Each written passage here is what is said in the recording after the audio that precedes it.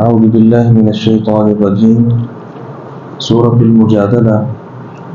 آیت نمبر 11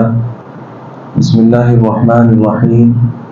یا ایھا الذین آمنوا اے ایمان والو اذا قیل لکم جب تم سے کہا جائے تفسحوا فی المجالس مجلسوں میں کھل جاؤ فافسحوا تو کھل جاؤ یفسح اللہ لکم اللہ تمہارے لیے فراخی کر دے گا وَإِذَا قِيلَ انشُزُوا اور جب کہا جائے اٹھ کھڑے ہو فانشزوا تو اٹھ کھڑے ہو جاؤ یرفع اللہ الذین آمنوا منکم اللہ تعالی بلند کر دے گا ان لوگوں کو جو تم سے ایمان لائے والذین اوتوا العلم اور ان لوگوں کو جو علم دیے گئے درجات درجوں میں واللہ بما تعملون خبیر اور اللہ تعالی اس سے جو تم کرتے ہو پوری طرح باخبر ہے۔ پچھلی آیات میں ہم نے مجلس کے آداب میں کچھ باتیں سمجھی تھیں جس میں سر فہرست سرگوشی کے مسائل شامل تھے۔ اس آیت مبارکہ میں اللہ رب العزت نے مجلس کے کچھ مزید آداب بیان کیے ہیں۔ جب کوئی مجلس لگی ہو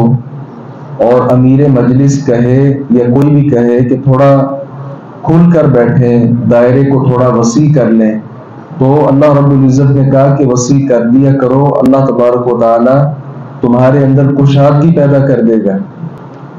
اس سلسلہ میں بات اس طرح تھی کہ رسول اللہ صلی اللہ علیہ وسلم کی مجلس ہوتی اور آپ چونکہ افضل البشر ہیں تو ہر شخص کی خواہش ہوتی تھی کہ وہ آپ کے ذرا قریب ہو کر بیٹھے۔ تو اگر ہر ایک کی یہی خواہش ہو کہ وہ نبی علیہ السلام کے قریب ترین ہو کر بیٹھے تو اس طرح کئی اور لوگوں کے لیے مجلس میں جگہ باقی نہیں رہتی تھی، اس لیے انہیں کہا گیا کہ تھوڑا وسیع ہو کر بیٹھو، کھل کر بیٹھو تاکہ مجلس کا دائرہ تھوڑا سا وسیع ہو جائے اور کئی لوگ آ کر اس مجلس میں شامل ہو کر فائدہ اٹھا لیں۔ اسی طرح اللہ رب العزت نے جو کہا کہ کھل جاؤ، اللہ تبارک و تعالی تمہارے لیے فراخی کر دے گا، تو یہ اسی طرح ہے جس طرح اور کئی دین میں اعمال ایسے ہیں جن کی جزا اور بدلہ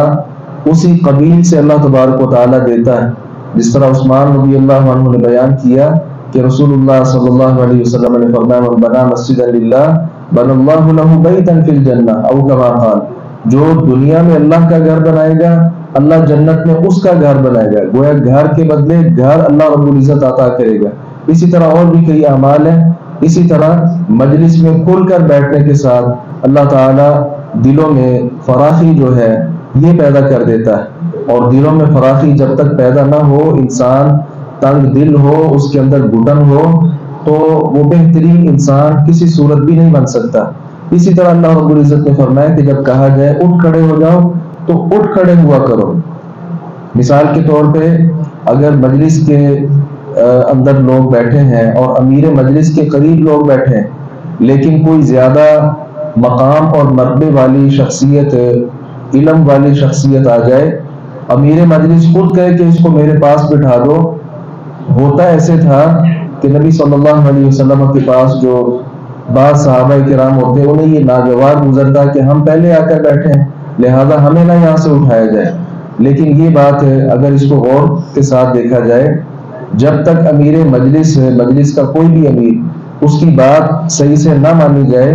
تب تک مجلس سے پوری طرح فائدہ بھی نہیں اٹھایا جا سکتا۔ اسی طرح زیادہ تر منافقین اس طرح کی حرکتیں کرتے کہ نبی علیہ السلام کے قریب ہو کر بیٹھ جاتے تاکہ بعد میں اگر ابو بکر آئے ہیں یا عمر آئے ہیں یا کوئی اور اس طرح کے جلیل القدر صحابی آئے ہیں تو انہیں جگہ مل ہی نہ سکے، اور اس وقت ظاہر ہے آواز دور تک پہنچانے کا کوئی سلسلہ تو نہیں تھا، جو زیادہ قریب ہوتے وہ بات کو سن لیتے، سمجھ لیتے۔ بہرحال یہ مجلس کے چند آداب ہیں اور بڑی اہمیت کے حامل ہیں، اب بھی اس کی اسی طرح ضرورت ہے جس طرح اس وقت ضرورت تھی۔ مجلس کے آداب نبی علیہ السلام نے یہ بھی فرمایا لیلی منکم اولو الاحلام والنہی، میرے قریب جو ہیں وہ علم، شعور، عقل والے، یہ لوگ میرے زیادہ قریب ہوا کریں۔ جو علم میں یا فہم میں زیادہ نہیں ہیں ان کو بہت زیادہ قریب ہونے کی یہ ضرورت نہیں ہے۔ زیادہ قریب وہ لوگ ہوں جو بات کو اچھے سے سمجھ سکتے ہیں تاکہ وہ بات کو سمجھ کر آگے لوگوں تک اس بات کو پہنچائیں۔ اللہ تعالیٰ سے دعا ہے باری تعالیٰ حق بات کو سمجھنے اور اس پر عمل پیرا ہونے کی توفیق عطا فرمائے۔